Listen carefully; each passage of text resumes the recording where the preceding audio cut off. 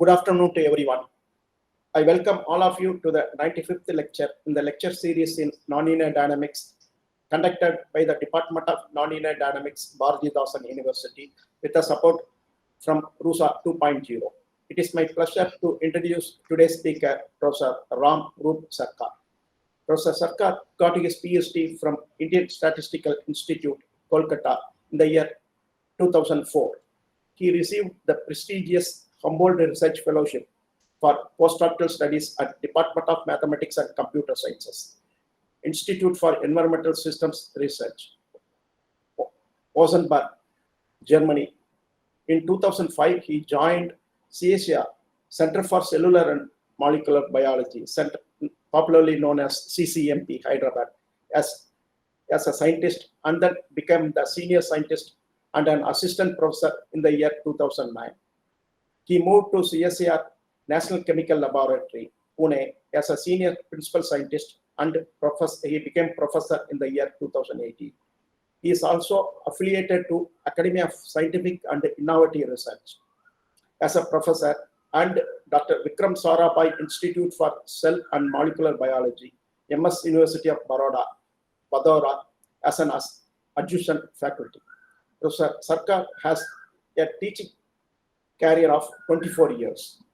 In recognition to his scientific works, he has received several awards and fellowships, such as INSA Young Scientist Medal in the year 2008 and Indo-US Research Fellowship Award in the year 2013 and CSIR DAD Exchange of Scientist Fellowships in the year 2008, Associate Fellow of Indian Academy of Sciences in the year 2006, and Best Scientist Award from NCL, Research Foundation, and the Young Scientist Award in Mathematics at the 89th Indian Science Congress held at Lucknow, India by Indian Science Congress Association in the year 2002.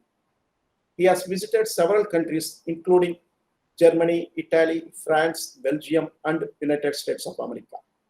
He has led several projects under different grants from Government of India.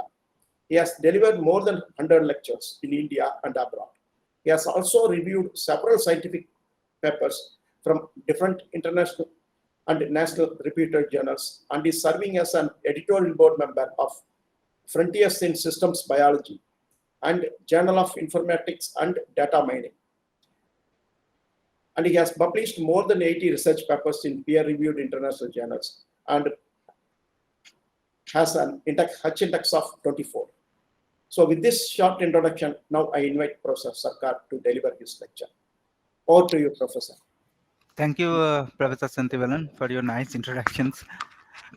First of all, I really sorry for the incidents happened last week due to some technical reason which is not in my hand. But unfortunately, I could not present this thing last week. And thanks again to Professor Santivalan for giving me the opportunity to speak in front of the Bharathidasan University students and also these nonlinear dynamic groups. So today what I will do is, I think my slides are visible, no? Yes, yes, sir. And Yes, I'm sir. audible. Yes, yes. So in case, because I'm not able to see the other thing, so in case you want to ask any questions or something, you can just speak out because I cannot see the chat box now. So today what I will do is I will try to give you some flavor of complexities and nonlinearity in biological systems, and most importantly, the role of feedback regulations. The plan is that with a brief introduction of biological systems, complexities, nonlinearity, and role of feedback regulations. But what I will do is I will tell you 3 stories about 3 different scales of biological systems. Though there are 3 different scales, gene regulations, pathways, and cellular interactions, but they are connected with a common thread, which is the feedback regulations, and that's the common phenomena, which explains the complexities and nonlinearity of this type of biological system. So to start with, when you look into the biological systems, they are composed with different multifunctional elements interacting selectively and nonlinearly.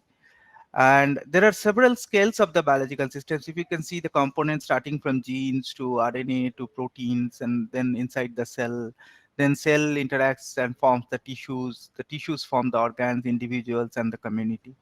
But what is interesting is that at each of this scale, the informations which is coming out, or the time, or the dynamics which is happening, are also with have a different range of scales, and also different across each scale, starting from the atomic scales of a protein to molecular scales or cellular interactions up to the ecosystem scale. Everywhere you see the length, the data, the time, everything is different, and that makes the biological system more complex to understand. And also it leads to the system's heterogeneity in size and time scales. The grand challenge is that how we can link this kind of understanding of a small scale systems biology to a large scale systems biology to understand the holistic perspective of the entire biological system. At the same time, there are several fundamental questions like why it is so complicated, how can we make sense of this complexity, and how can we convey our understanding to this complexity. And that leads to study these systems across different scales. And if we can have an integrated approach of integrating at all the biological scales at different levels, then probably we can have a system understanding of the problem. So this is overall the biological systems. And starting from the discovery of DNA and up to the discovery of the sequencing, the fast human genome sequencing, or the bacterial genome sequencing, that leads to an revolution and has shifted the paradigm for understanding these biological systems. And whenever the information is coming at different omics levels, say genomics, proteomics, or metabolomics levels, that also leads or has pushed us towards an understanding that the system which we thought was much simpler is not, which is much more complex. And within the cell itself there are several complexity which is happening, and we are gaining more understanding as and when time passes and more informations are coming to us. So what we are dealing is a very complex systems, as you can see. But at the same time, there are also multi-scale problem. As I said, there are large scale systems, there are small scale systems, and each of these scale doesn't fit together seamlessly. If one scale, say for example, one protein is interacting with another protein that behaves deterministically or with isolated component, then we can use a plug and play approach to understand. But sometimes they also behave chaotically or stochastically, and that leads to the more complex behavior of the biological system. So some way one can think that biological system lie between a deterministic order and chaos. Still they're maintaining and behaving in a coherent manner, and we can see the systems working more uh, deterministically and coherently. But inside there could be a lot of stochasticity or chaotic situations might happen, but ultimately the overall system is behaving more deterministically. So to capture this kind of phenomena, people have tried both from theoretical and experimental point of view, develop different modeling approaches has come out, starting from pi calculus to flux balance analysis, depending on what type of system people are trying to understand. Uh, Boolean network analysis, electrical circuit model, cellular automata theory. And at the same time, which is much more popular to us, is the differential equations approach and stochastic simulations. Today, mostly we will focus on these two types of mathematical approaches. But these are all different approaches people are using to understand the complex biological phenomena, depending on what type of biological system they are dealing with.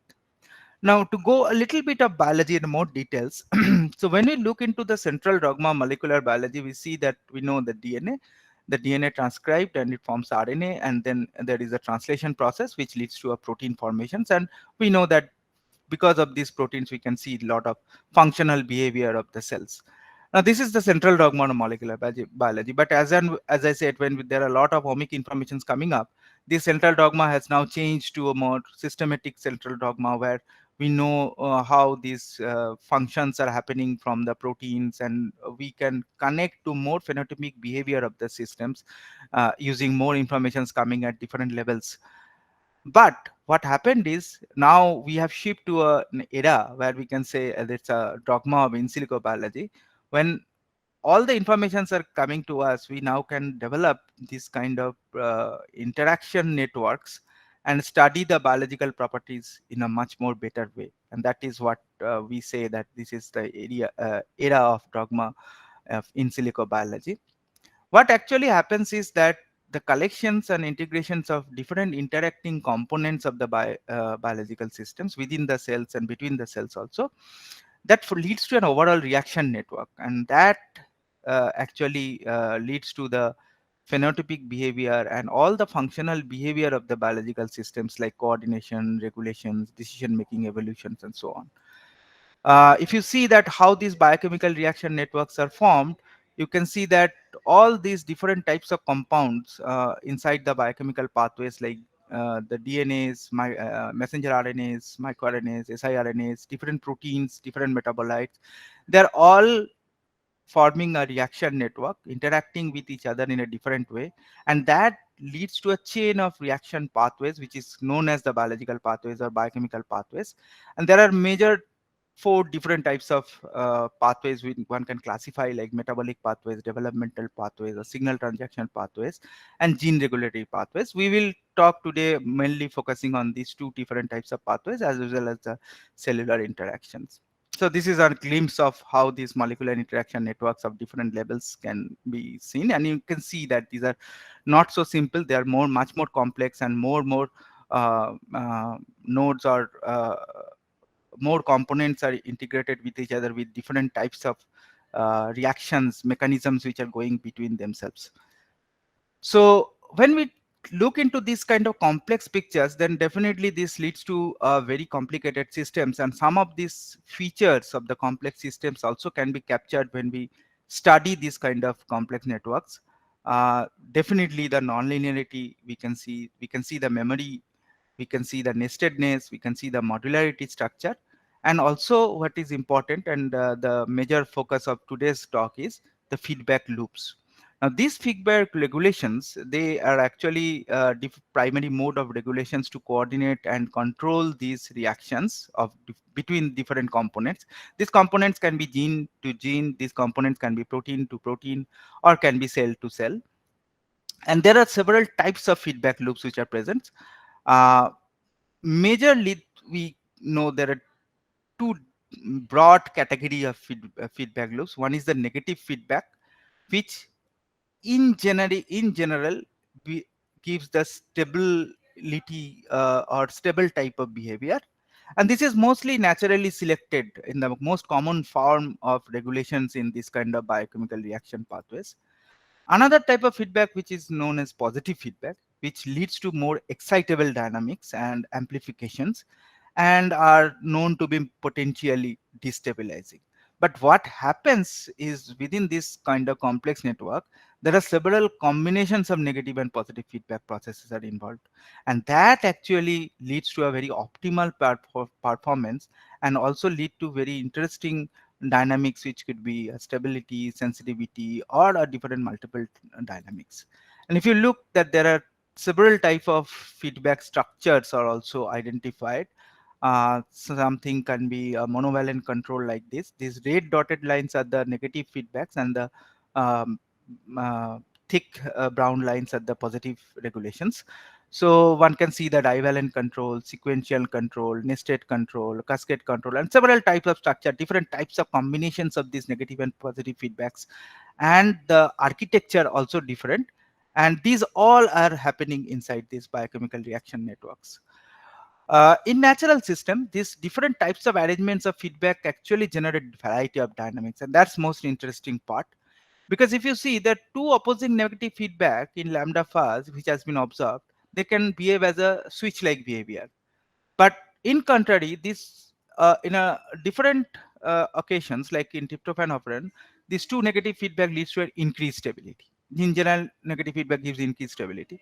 So two negative feedback, sometimes it can behave like a switch, or sometimes it can behave like a stability, and that leads to different types of behavior. I'm just giving some glimpses of that what kind of behavior one can see, the dynamic behavior through these different feedback regulations. It could be negative, it could be positive, depending on, and also the combinations of negative positive feedbacks. One can see the stability, which is known as homeostasis. One can see the switch like behavior. one can see this multi-stability or hysteric type of situations, oscillatory, rhythmic or cyclic process, and busting activity or chaotic behavior or irregular behavior also. So all sorts of varieties of dynamics one can observe. So all these complex regulation of biochemical pathways inside the cell is actually brought by these interactions of different regulatory structures and different types of dynamics. And that makes much more fascinating to study these kind of systems. And at the same time, it's very exciting to see what type of dynamic behavior they're doing. So with these brief introductions, I just jump into that what we are doing in our group. We are trying to work in a multidisciplinary setup where we are using different mathematical, computational, optimization methods to understand the biological or biochemical systems. Mainly, we are uh, looking into three different aspects of this under the disease and healthcare scenario. One is the fundamental understanding of this complex biochemical process, which today I will discuss some of these aspects. Another is the method development and give a computational insight to drive further experiments. And also we are trying to develop certain kind of web resource or process development for societal benefit. Our main focus is to develop certain models for two major diseases, cancer and infectious diseases like leishmaniasis, and trying to look into the biochemical reaction pathways, cell-cell interactions, and also populations level studies under cancer biology, immune and infection biology, and population biology, and try to propose some therapeutic strategies. Either it can be a drug target, or can be a understanding of the dynamics, or understanding of essential genes, or say proposing certain optimal dose for certain therapy, which could be useful for pharmaceutical or healthcare industries. So this is overall area where we are working.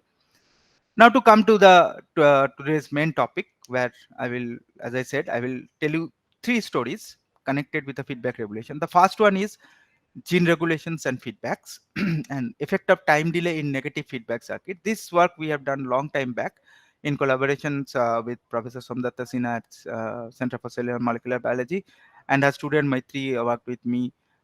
We have done both the modeling as well as the experimental to see these things. So what do we mean by genetic circuit or gene regulation? So as I said, from starting from the central dogma, when a DNA or a gene transcribed, it forms the RNA, and then it translated and forms the protein. This process, this transcription process happens in this way. There is a region in the gene called promoter, which binds with certain kind of um, molecule, which is called RNA polymerase, and then start expressing the genes. And there is some kind of repressor protein which repress this activity, inhibits this activity, or some kind of inducer can happen which can trigger these activities in a better way. And one gene can be repressor or a promoter, inducer for another gene, and so on. So there can be multiple connections between the genes and so on. People were studying these kind of circuits for a long time, trying to create experimentally also these kind of gene circuits, try to look into the single negative feedback, two negative feedback, as I said, which shows a switch like behavior, or three negative feedback replicator, which shows an oscillatory behavior or circadian rhythms.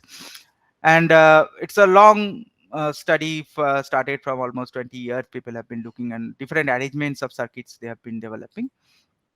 What we thought is to look into a different way, because there is another aspects in the nonlinearity in biological system is time delay, and time delays sometimes is necessary for generations of the oscillations, which has been shown also in like circadian oscillator or segmentation clock or oscillatory expressions of certain genes. It has been already shown that they behave. The delay can happen in a different levels. It can be in the transcription process or translational process. It can be folding of the proteins. It can be post-translation process, and so on. At different levels, it can happen. We wanted to ask a question that what is this effect if we have a delayed negative feedback systems, and we consider that if the delay is happening in the production level, when the transcription process is produced, the delayed productions of the protein, when there is a negative circuit is there, negative feedback regulation is there, then what type of dynamics or what type of phenomena we can observe, and whether that is relevant or not. So we designed a model with no delay systems. Is a simple negative feedback, and also with a delayed feedback system, introducing a delay inside that, We also designed the experiment for these kind of genes also. We use a tetracyclic repressor genes and which translate transcribed and translate into a tetracyclic repressor protein which repress or inhibits this activity. These are negative feedback. And we tagged with a protein called green fluorescent protein to see the expression of, or whether whatever the dynamics, whether we can capture or we can see the expressions of the genes or not. And we introduce the delay in these systems. I will show you the experimental design also later. When we developed the model, we developed in a very simple 4 variable model with the genes, then the transcription which leads to mRNA, and the protein productions, and also another variable which is capturing the same behavior of the protein, that is the GFP circuits. And we designed this model in a deterministic setup also and the stochastic setup also. And then we introduce the delay in the productions, and that is what is the delay tau1 is given, which is the representing this delayed feedback circuit. Then we looked into the typical way studying mathematically this model and try to understand the equilibrium points and what is the expressions for one. And then we looked into the local and global stability of the systems. I'm not going to the details, but I'm just showing a glimpse of that, what that kind of mathematical analysis we have done. We looked up for both the non-delayed and the delayed systems. And then we moved to simulate the model using realistic parameter values reported from different literatures and sources, both for stochastic and deterministic models. And what we saw is a typical stable dynamics, which is expected for a negative feedback process, and which was not also very exciting and not surprising also, both for the deterministic as well as the stochastic model. The average dynamics is same. The steady state is also going to the same behavior. The rise time and the overshoot is also standard, which we have observed. So it's not nothing exciting. But what we saw, or when we look into more closely into this model, that there is some exciting things happening in their transient behavior. That means the short-term behavior which is happening in this simulations, and the transient kinetics is giving something different. So two parameters we looked into to capture this transient behavior. One is the rise time, the time taken to reach the half steady state value, and another is the overshoot, that fold increase above the steady state when we are changing the different parameters of the model. And these two behaviors, when we look into details, then we wanted to see how these delay and no delay systems are behaving, and try to use this Routh-Hurwitz criteria Nyquist theorem, which gives you that uh, how much we can see when we introduce a delay, whether it is showing oscillatory behavior or giving us stable situations or not. And when we looked into that, and we see that if we increase the delay in the model, then we can see this Nyquist loci is actually decreasing when we increase the delay. And that gives that there is a oscillatory situations which is initially occurring when or a short-term oscillatory phenomena which one can capture through this Nyquist loci behavior when we increase the time delay. So that gives us an idea that delays actually can make otherwise stable system a less stable, because when we see the no delay system, it is much more stable. But when we increase the delay, we can see that this is becoming less stable, and that can lead to some kind of oscillatory behavior, or maybe a violent or overshoot before converging to the steady state, because it's following a path which is a long journey while reaching to the steady state. And then we change the other parameters of the system, but we also see some kind of increase in the rise time or the overshoots, but not so significantly as the delay is giving. And if you look into more carefully, that when we increase the delay, we can see that the overshoot is also increasing very significantly, as well as the rise time is also decreasing significantly. And that gives us that this kind of delayed negative feedbacks can lead to this decrease in the rise time and the increase in the overshoot. At the same time, when we simulate this model in 1,000 cells, then also we see that it also leading to a population heterogeneity in these two. It's grouping the different populations when we increase the delay.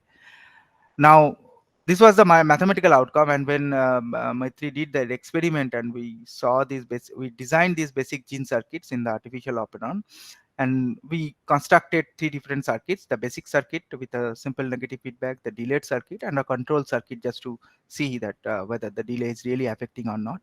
And the same behavior we have observed, that whatever we are observing in the model also, that has been captured in experimentally also, that the delay is increased when we increase the delay element in the circuit, the synthetic circuit.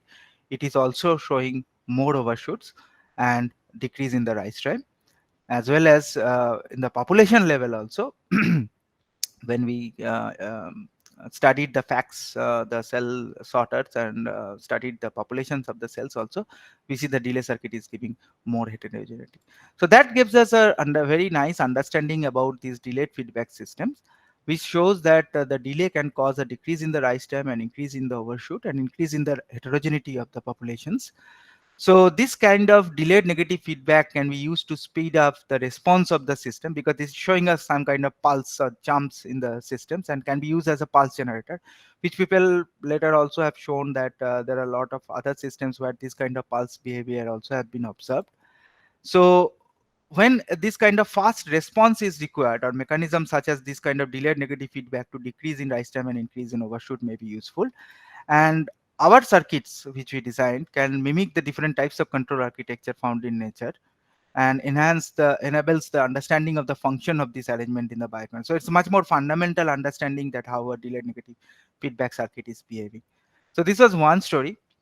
Now when we move to the second story, now this was gene regulations. Now when we come to another level, another scale of the biological systems, so where we see this signaling pathways and the feedback loops, and we started working on these hedgehog signaling pathways, for which is also responsible for certain type of cancers.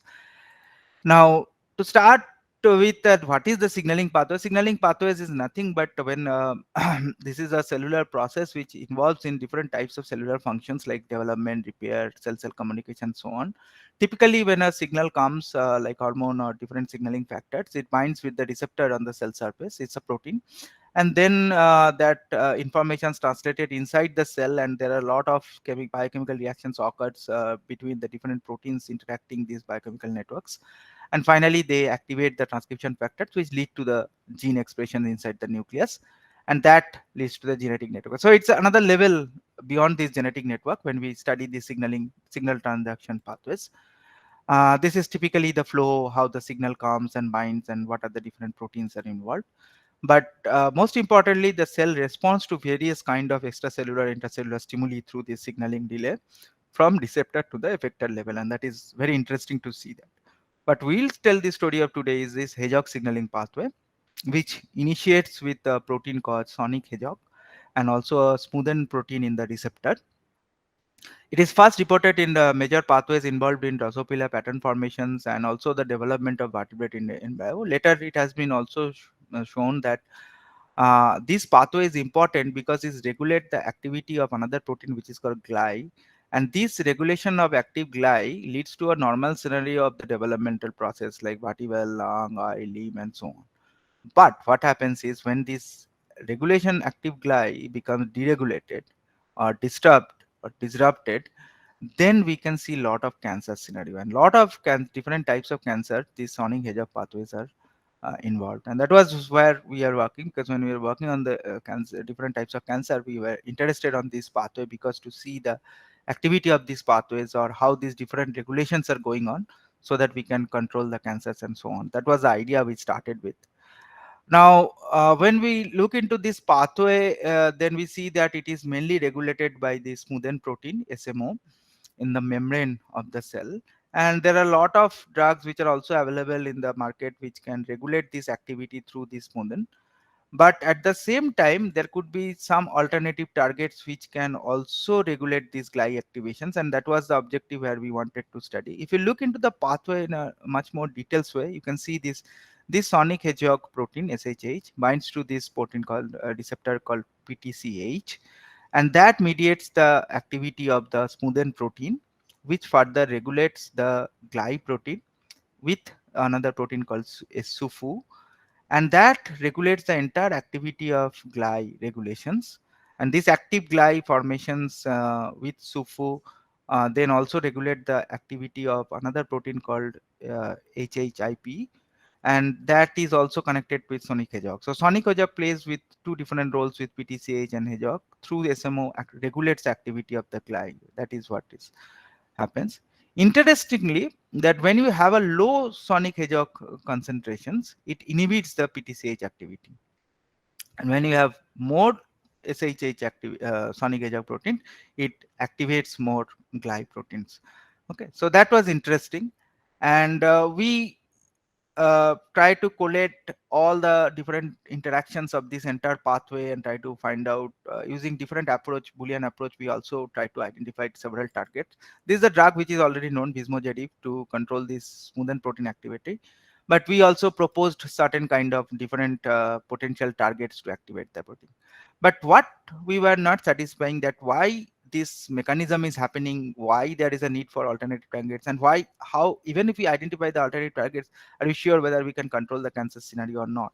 So there is a need to understand this system in a much more detailed way, and also to see the activity. And that was the reason we started.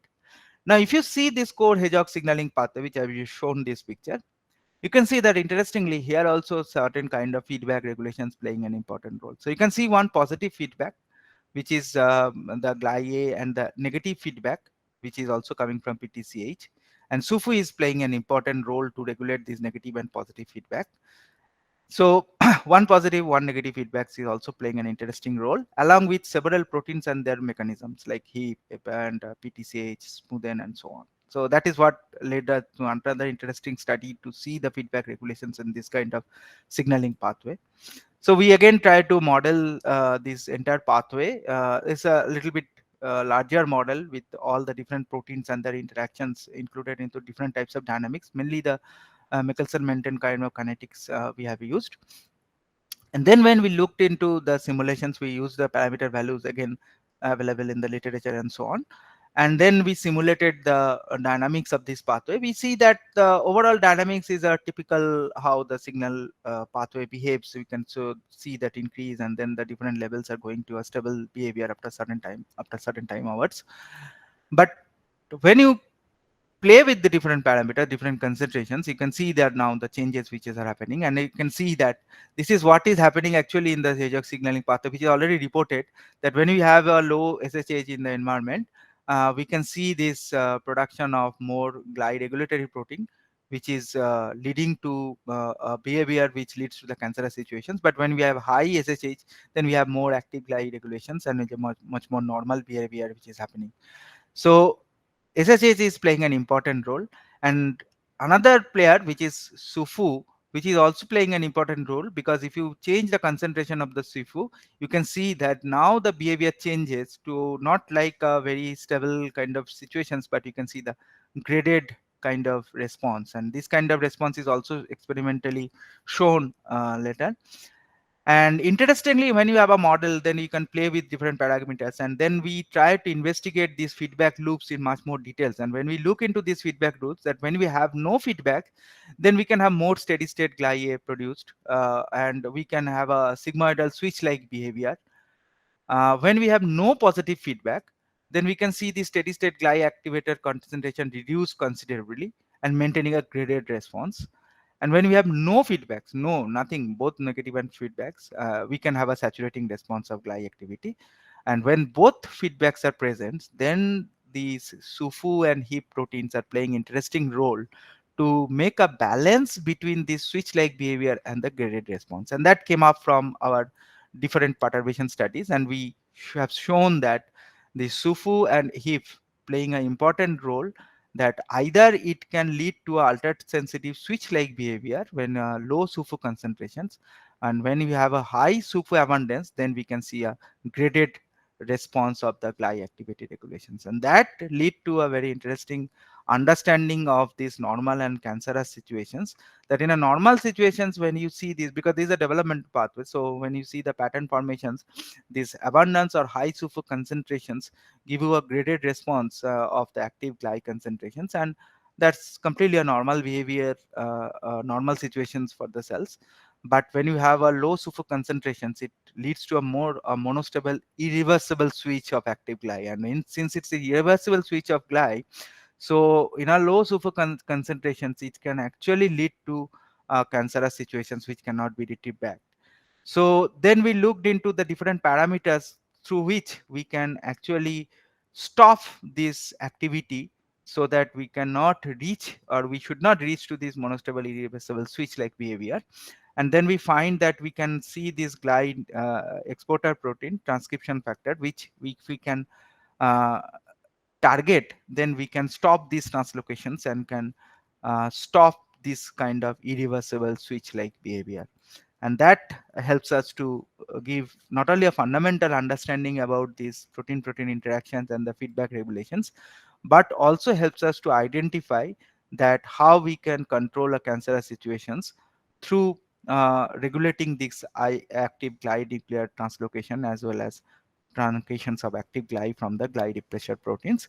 And interestingly, as I said, since these two feedbacks, negative and positive feedbacks, are playing such a delicate way in this signaling pathway, where the role of different proteins leading to different types of nonlinear dynamics, and the graded response analysis, monostable irreversible switch like behavior. So this is the second story. Third story was another different scale of biological systems, which we have cellular interactions and the feedback regulations. So where different cells are interacting with each other. And in this case, since we are studying the cancer cells, so we wanted to see the cancer and immune cells and how they're interacting, and whether we can come up with a treatment strategy or certain kind of drug, whether we can control the cancerous situations. To give you a much more details, the problem started with cancer is that even if it is a long problem, we still cannot solve or haven't come up with a better treatment strategy so that control the cancerous situations. Uh, Historically, if you see that we have developed radiotherapy, we have chemotherapy, targeted therapy, checkpoint inhibitors, everything has come, but still we are still struggling with this disease. For one cancer, particularly the glioblastoma, the brain cancer, what people have identified is there are a lot of reasons where this cancer is happening, because of the tumor heterogeneity, drug resistance, the presence of the cancer stem cells, the drugs which cannot cross the blood-brain barrier, and there are several reasons where we still, it is one of the very dangerous cancer, because once we have it, it's a very low survival rate for this cancer. So we have been working on this cancer for a long time. As I said, we have been looking into the different biochemical reaction network inside the cells to understand the cancers. But what we found in the literature, that there are a lot of things happening in the cellular level also, and this tumor heterogeneity are leading to different tumor subpopulations, and that also leading to or leaving certain trace of the cancer stem cells. And that stem cells, even after treatment or the surgery, still they are occurring, recurring after certain time points, and the people are getting the cancer again. The reason for not able to control these tumor subpopulations or the glioblastoma were several folds, particularly these multi-drug resistance things is also happening. Certain chemotherapy which have been used earlier becoming more resistant for these tumor populations. There are certain reasons for that, either the decreased drug uptake or high drug efflux, and certain drug inactivation, modulations in the drug targets, and so on. Now, when people were trying to treat this cancer, people generally use a standard treatment protocol like surgery, then radiotherapy or chemotherapy, and so on. The disadvantage of chemotherapy is that a lot of side effect, and then the post-treatment protections are very low. Whereas when recently people are looking into the more better treatment strategy like immunotherapy, which has less side effect, and post-treatment protection is much higher than the chemotherapy, or in combination of both. So this is the need of the hour. Now, when you look into the immunotherapy, that means that when you have in this entire microenvironment where you have the cancer cells, and which are cancer stem cells, and they are interacting with different other immune cells in the microenvironment. Say, for example, T cells, B cells, and different types of proteins which are regulating these cells and their behavior, like cytokines and so on. So there have been a hypothesis which has come up that this entire tumor microenvironment, one can propose a seed or soil kind of hypothesis, where seed is these cancer stem cells which leading to the cancerous situations, and the soil which is nurturing this entire uh, cancer cells are the tumor microenvironment, which involves a lot of different players, including the immune cells and different types of cytokines and signals and hormones and so on. So it's a very complex situations which is occurring in the tumor microenvironment, as well as the tumor and the immune cells interactions. And there are a lot of multiplicity or complex interactions having them. So there is a necessity that, okay, if we really want to study the system, let us build another model which can also capture some sort of behavior of these interactions. People have been trying long time to model this kind of phenomena. Like there was a approach which was earlier proposed in 1998 by Krishna Panetta to model this prey predator type of situations where the tumor cells can be eaten up by immune cells and so on. We also have done a lot of studies on this type of models, and there are a model where people have used cancer stem cells and their hypothesis cell divisions and so on and things. But still the challenge was that how these stem cells are differentiating and regulating in the different cellular subpopulation was not known, and how it was becoming a drug resistant scenario is also not known. And most interestingly, which is important for today's talk, is that well, there are a lot of feedback regulations which are going on, particularly the cytokine feedbacks, how they govern this tumor immune interaction dynamics. And there are also some kind of macrophages which are associated with these tumors also becoming resistant, and their role in these tumor immune interactions, which is also an interesting phenomena to study more fundamentally to the complex behavior. And obviously our objective was to that even if we can study this system, that whether we can come up with a kind of alternative treatment protocol including this chemo, radio and immunotherapy and so on. So we again this is a cellular interaction model. We developed this model with the different components of the cell, different types of cells.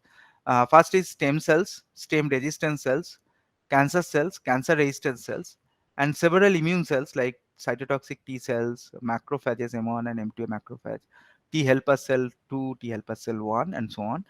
And interestingly, different types of cytokines, particularly the interleukin 10, interleukin 2, and interferon gamma. And you can see these positive black lines are actually the positive regulations, and red lines are red arrows are showing the negative regulations or feedback, negative feedback or inhibitory regulation. So you can see there are a lot of complexity in this model.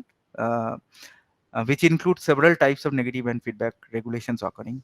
At the same time, there is differentiations of these stem cells, which also have follows two different types of differentiation: asymmetric differentiation and symmetric differentiation with certain probability. So we included all these informations and developed a model, which is again a little bit larger with a lot of complex nonlinear terms and functions. And then we estimated, and you can see this model 71 parameters are involved, where out of 71 we know 21 parameters. So 50 parameters were unknown for us, but luckily we had some experimental data which was available, and we estimated the unknown parameters from this data using a MCMC Markup chain model. And then we calibrated the model and we tried to validate the model with experimental data, and then simulated we starting with one stem cell and then matching with different cell line data which was available for different types of cancer. And you see this the initial behavior of the entire cell density is also similar what we have simulated in the model. At the same time, we also looked into the steady state behavior and the equilibrium level of the different uh, uh, variables, uh, particularly these cytokines and the cytotoxic T cells and the T helper cells and T helper 2 cells ratios and macrophages ratios and so on, which is experimentally reported. So we compared the theoretical outcome and the cancerous situations and validated also the model outcome and the experimental data which has been available to see that whether our model is behaving more naturally or not. And after doing that, then we look into the dynamics of the systems, and we see that if you see the overall temporal dynamics of this model, initial time point, as expected, it shows that the immune cells are prevailing and they are trying to kill or suppress the cancer cells, including the stem cells. But after some times, that goes to the equilibrium level, more or less steady behavior. And but after certain days, it again the cancer stem cells prevails, and since the cancer stem resistant cells and the cancer cells they become, and this is called the escape phase of the behavior. So this is a typical behavior which is observed in the cancer immune interactions, and in our model also we see this typical behavior, and you can see that there is a no control then afterwards for the stem cells and the cancer cells. And if you see the steady state distributions of the populations, then you can see that almost 95% becoming the stem cells, uh, with a certain population with the resistant stem cells very low, and cancer resistance. So the dangerous part is this, because you still have the stem cells which can lead to the cancerous cells, and that is why this recurrence behavior is been observed in glioblastoma and other type of cancer also. Even if immune system works initially, but afterwards, because of these stem cells, the cancer situation prevails. Now, when we look into the dynamics in much more carefully and the regulations of the cells and in their interaction, then we can see that, as I said, there are a lot of positive and negative regulations which are occurring through these cytokines interferon gamma and interleukin 10. And these are the two cytokines. One is leading to or giving more tumor-like situations, and another one which is inhibiting the tumor-like situation. So that should be a balance between these two things, which is somehow it is getting disturbed, and then we are getting more tumor uh, than uh, uh, than the immune cell. So the cancerous situation is prevailing, and when we vary different types of parameters also, we see that due to these regulations, actually we can see that the tumors situations, or the stem cell and stem resistance cancer cell cancer resistant cells are increasing because of when you disturb these regulations. And this has been also shown experimentally, how these macrophages and so on regulating these things. And what interesting thing is you observed is this production of interferon gamma. If you see this, if there is a high interferon gamma, then it's eliminates the slowly replicating stem cell and stem resistant cells, dampening the oscillations.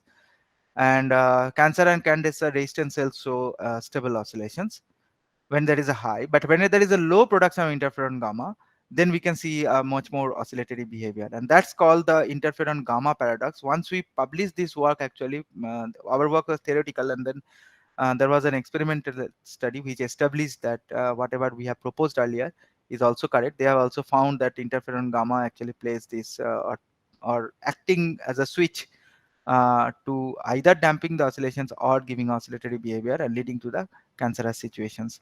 Similarly, this Th1 Th2 regulation is also regulated by this interleukin 10 feedback regulations, and that is also associated to the maintenance of the stem cells or stem resistant cells and the cancer cells. And if you can increase these ratios, then you have to increase the interferon gamma and decrease the IL-10 ratios, then you can reduce the cancerous situation. So that helps us to propose a treatment protocol using this model to come up with a design on alternative strategy using the immunotherapy, so that we increase this Th1 Th2 ratio and decrease the fold change by using the interferon gamma. And why it is an alternative? Because the standard protocol treatment protocol for cancer situation is like, when it is identified the detection time, generally people give certain doses of radiotherapy. The dose fractionations, total dose and number of fractions has been distributed. Standard protocol of this cancer is adapted from the British Columbia Cancer Agency. So 6 doses of radiotherapy is given, number of cycles, 6 cycles are given radiotherapy with certain dose, and then there is a free time resting period. And then again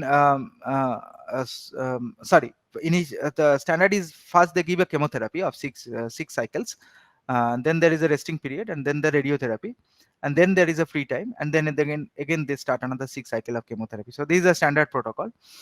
So what we proposed is alternatively that using this protocol, if you can include this immunotherapy by enhancing the interferon gamma level and also maintaining the Th1 Th2 ratio by controlling IL-10 cytokine, then you can actually come up with a better treatment strategy, which is simulated and shown here. That even if you use this protocol, the standard protocol, you can see still there is some resistance stem cells are maintaining and present in the system. and that eventually leads to again certain percentage of stem cells, and finally again big relapse of the cancer and cancer resistant cells. But if you use this immunotherapy with this known treatment protocol, then you can eliminate these stem resistant cells, as we have shown also in our model simulations, and can lead to non-cancerous situations for a prolonged period of time. And that's what this model helps us to come up with is a better strategy, or that is a better way to eliminate the resistant tumor cells in this case. So in summary, we propose the first model to capture the effect of the stem cell differentiations and tumor immune interaction dynamics uh, under the resistance scenario. And interestingly, this model analysis unveiled the presence of different feedback loops, as I said, and also the dual role of macrophages. The feedback regulations by IL-10 and the Th1 Th2 ratio and interferon gamma actually helped us to identify that what sort of immune interactions we can propose, so that we can come up with the combinatorial treatment protocol, alternate treatment protocol, so that we can trigger the cancer remission model. So that's the model helped us. So I stop here, but what I tried today is that in all the three cases, what is evident is that these feedback regulations, I have shown you three different examples at three different biological scales: gene regulations, signaling pathways, and then cellular interactions. In all the cases, these feedback regulations play a very important role and giving some exciting dynamics, which explains the complexities and nonlinearity in these biological phenomena. And most importantly, at each level also, not only we gain the fundamental understanding, but also it helps us to design this better treatment for any kind of disease. In this case, we have tried this understanding to explain whether we can come up with a better treatment protocol for cancer and so on. So I thank this entire work was done a group of brilliant students in my lab, and also the funding agencies, CSR, DBT, DST, and CSRAI missions. Thank you. If you have any questions, I'll be happy to answer that. Yeah. Thank you, sir. Thank you for your interesting talk. So this forum is open for questions, clarifications, and doubts.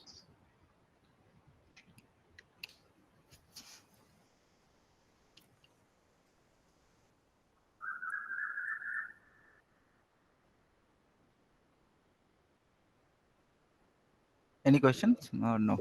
Students? I have used a lot of biological terms which probably you are not all familiar with, but I tried my best to make it simple. But this is, I hope you know genes, proteins, and all those things. So I restrict myself through that.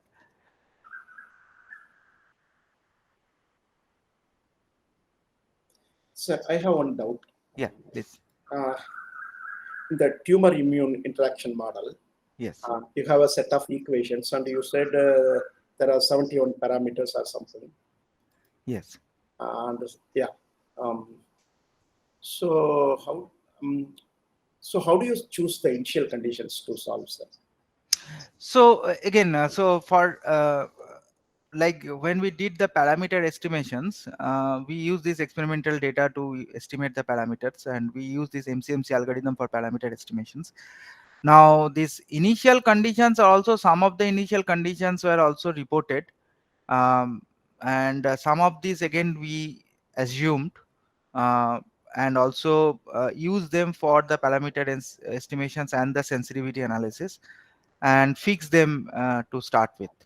But what we have also done is that when we change the different initial concentration, this type of model is not that sensitive to the initial values of the variables, Yes. but rather they are more sensitive to the variation of the parameters. So that's what we run the MCMC algorithm for the parameter estimation as well as sensitivity analysis, using both changing the initial conditions and the parameters. Okay. So this kind of equations are not sensitive to initial conditions. Not much. Not, Yeah. yeah. Okay. Okay.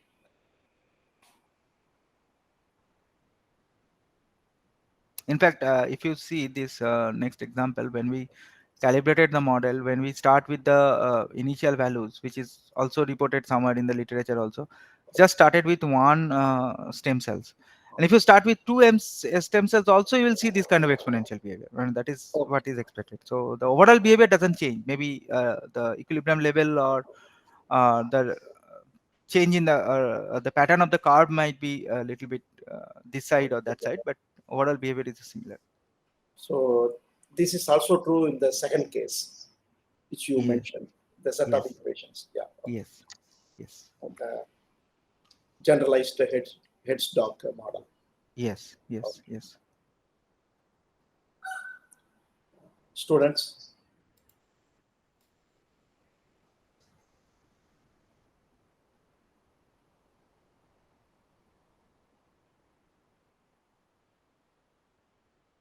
yeah, we are not receiving any questions from the students. Yeah, maybe they will write. um, okay, so since there are no more questions, I would like to conclude the session by thanking Professor Sarkar for accepting our invitation and giving a very nice talk. Okay, thank you, Professor. Thank you very much Thank for you, Dr. accepting. Santivalan. Yeah, Thank you. the other details I write to you by email, sir. Sure, sure, no Yeah, problem. And in case you any student interested to know much more details, I will be happy to share my publications. These are all published work, as I said. yeah. And any questions if you have for the students, I'm telling. So you can directly ask me or write me also. No issue. Okay, I'm always available. okay. Sure. Thank you, sir. Thank you. Thank you very much. Yeah.